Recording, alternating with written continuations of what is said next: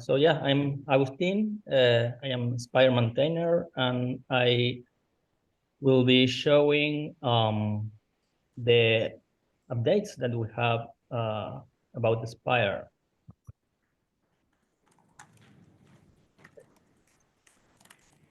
So let's start with this. So what happened in 1 year? When we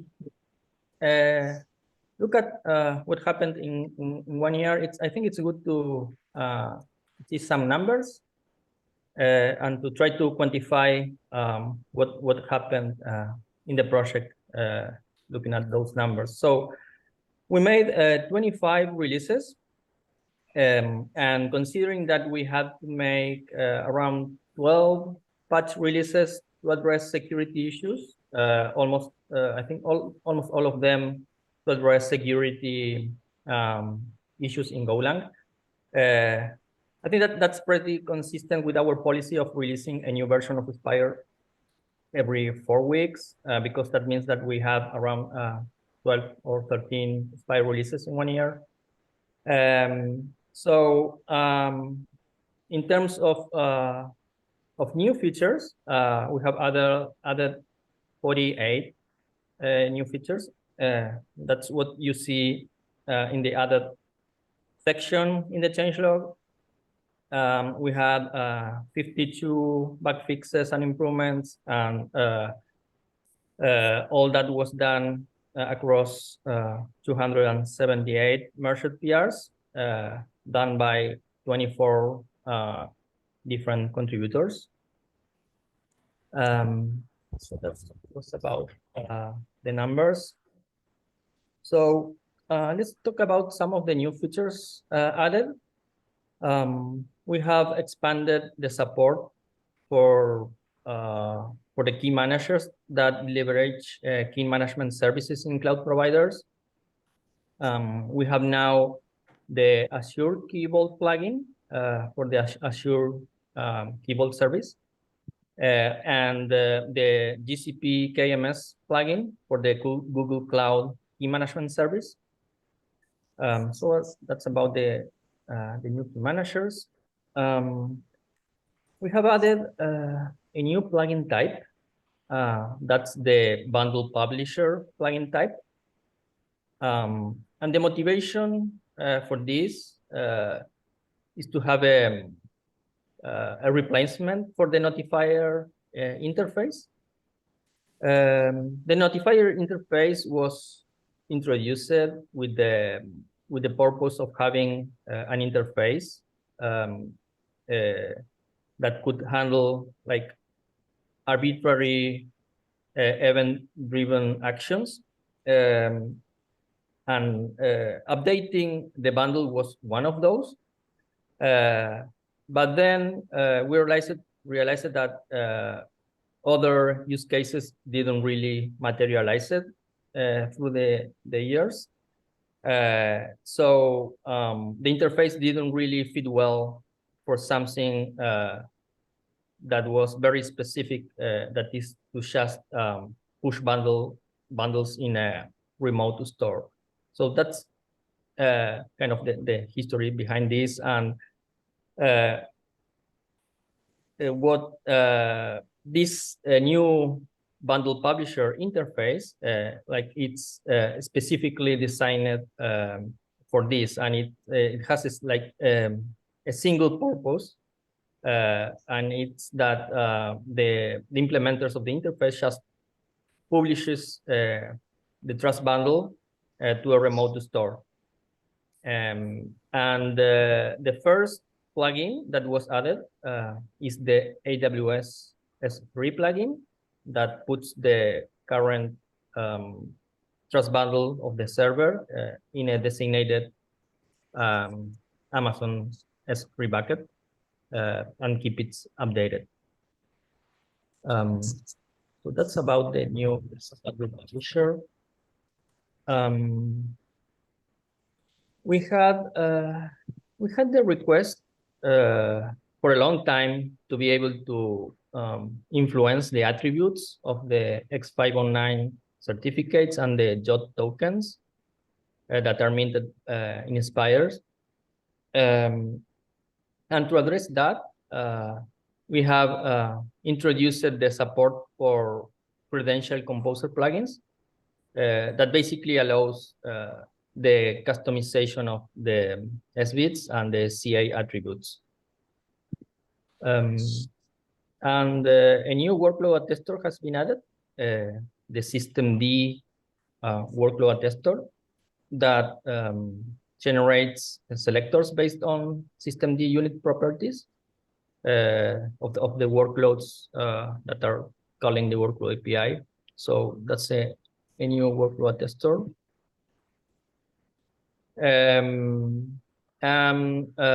There is now experimental support to validate the container images signatures through the use of Sigstore. So that's now available as part of the Kubernetes workflow attestor.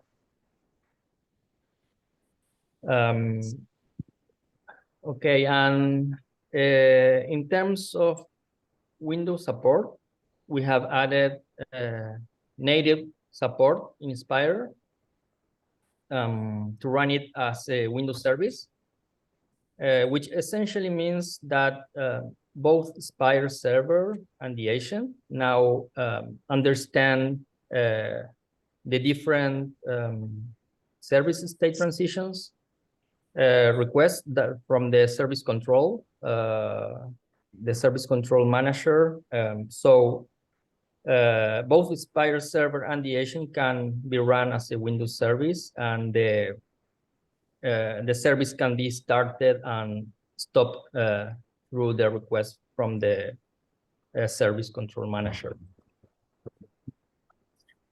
So let's continue with some updates in related projects. So we have official Helm charts now. There are 2 Helm charts projects. The Helm charts hardened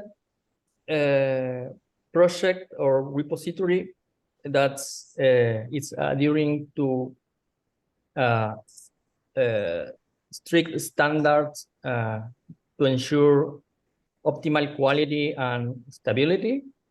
And also the other option is the Helm Charts Flex project, allowing for more relaxed guidelines to be able to foster innovation and adaptability. And I know that it has been a long journey to get to this. So thank you to all the maintainers and contributors there. Well, if you have any questions, you can join the Helm Charts channel in the SPIFFE Slack and ask the questions there.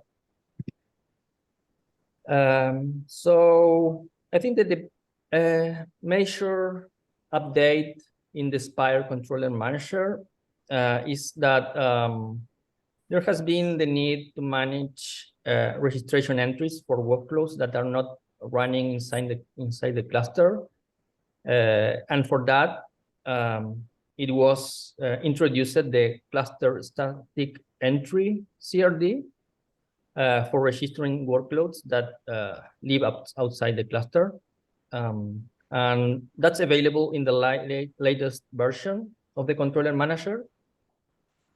And if you are upgrading to that, please make sure that you read the release notes, because there are some special considerations before upgrading. So let's talk about what's next in SPIRE.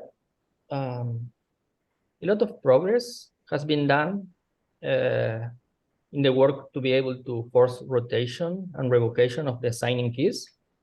That's basically to be able to provide a rapid and reliable and also automated mechanisms for for recovering from a key compromise.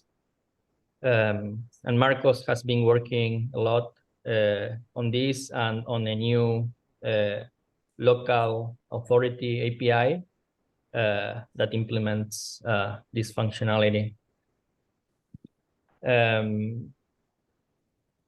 We plan to expand the possible ways that the SPIRE server can be configured to authenticate to the data store. Today, you can configure the credentials through a static config in the configuration file, or you could also expand the environment variables. But we don't really support any kind of identity and access management database authentication today. And we plan to work on that. Also, we plan to add more bundle publisher plugins. We started with the AWS S3 plugin, but we plan to add more, like the Google support for the Google Cloud storage and also for Kubernetes. The idea is to eventually deprecate the notifier interface. So adding those plugins, we should be able to have like a feature parity with the notifier plugins that we have today, and we could deprecate them. So some other work. The current SPIRE authorized entry cache is revealed from the database very frequently, which causes very large database load and impedes responsiveness to event and agent registration. So there is work underway to replace the authorized entry cache system with one that is dynamically adjustable based on events from the data store, and that will reduce the memory, CPU, and database load. Also, there exist several problems with the agent sync for deployments that deliver a large amount of registrations to each agent. And to alleviate these problems and reduce the amount of network traffic that is required to do the agent sync in these situations, we will be introducing a new RPC that's called the Sync Authorized Entries RPC. So that's what I said. And also, finally, SPIRE server currently stores a small amount of data on disk that's related with the SPIRE CA information, which is it is stored on this because it is used to recover after restarts or reboots. But this dependency has some problems, particularly on Kubernetes environments. So we are removing this dependency and moving that information to be entirely in the data store. So it's not stored on disk. So that's coming next. And that's all I have. Do we have questions?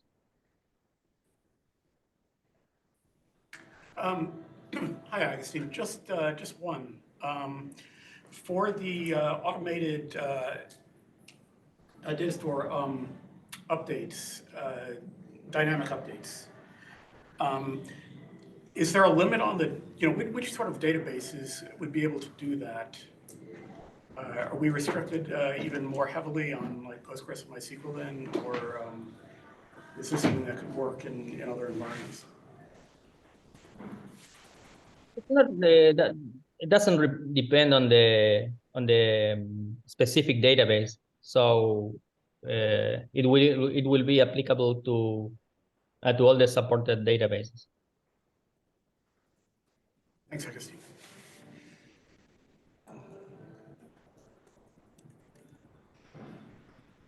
And I think there's another question, Agustín, by Andre, on the current credential composer documentation use cases.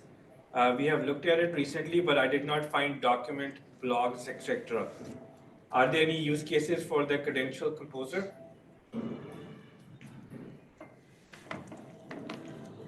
Well, I think that yeah, there are a lot, like any use case where you need to customize the attributes of the SVITs. It would be a use case where you could use the credential composer. I don't think we have blog posts or like more documentation than what you can see in the plugin SDK repo. If you go to the product definitions, you have you have there some detailed information about the interface and how you can use it. But I don't think that we have like additional articles or documentation. Are there any plans to expand the signature verification to like the Docker-D plugin or make it, available outside of Kubernetes?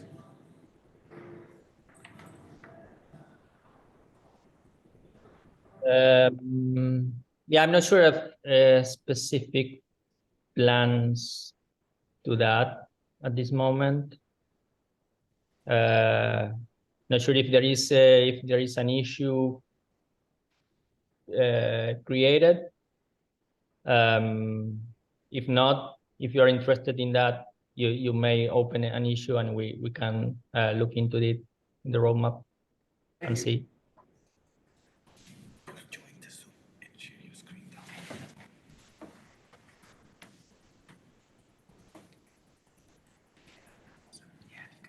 Any other questions?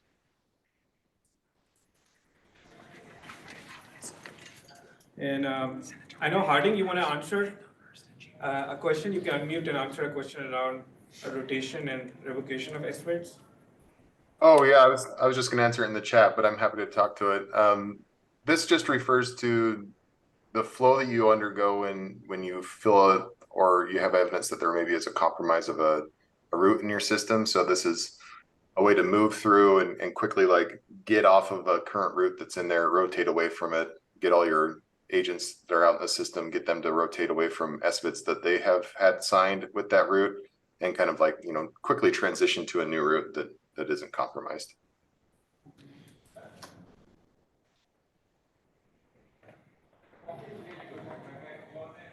Great. Any other questions in the chat that I missed? This is a great chance for you to ask questions to the SPIFFE and SPIRE maintainers. Any questions about projects, direction, feature requests? No bashing, of course, but anything else is valid. I think there's a conversation going around the implementation docs, some links missing. So I think Dan is on it, right? Recording in progress.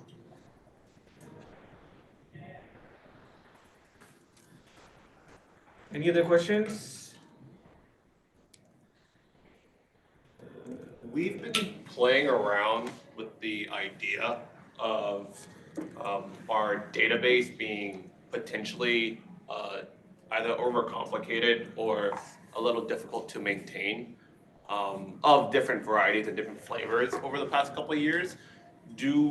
What's our like general consensus on the way and path forward for how we manage all of our entries?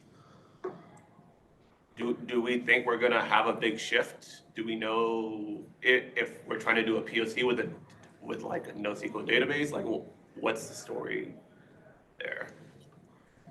Yeah, there's been a lot of history of exploration. Different databases that the project could support. Yeah.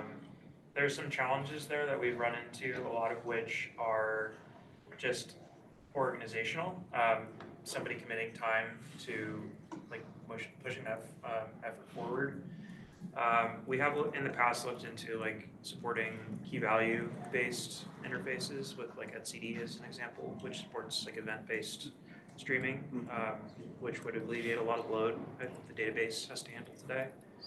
Does that answer your question? Or, Yeah.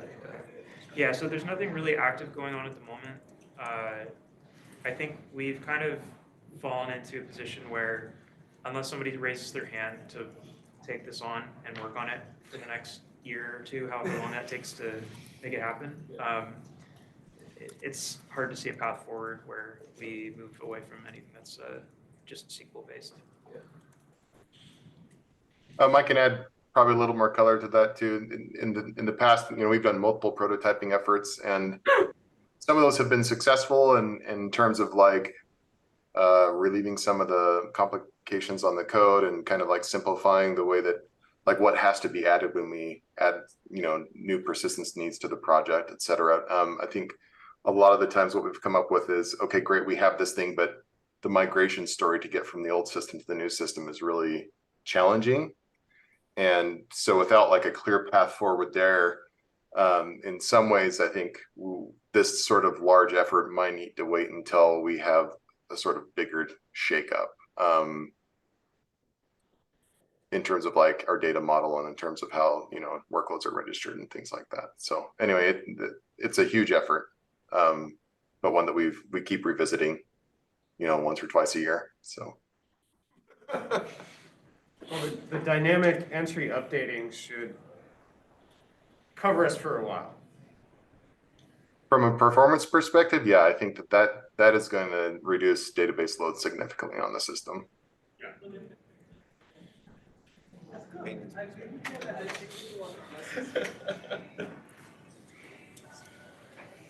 Thank you, Andrew.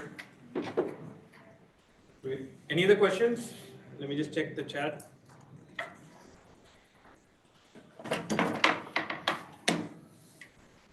I have a question.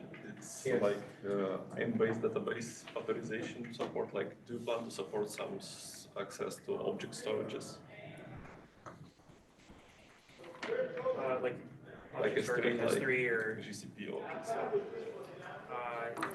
so we do support JSFIDs as authentication to Google Cloud, specifically using OpenID Connect Federation. There's some examples around that I can share if you're interested in that. For AWS, I think we also have an example that we can point to.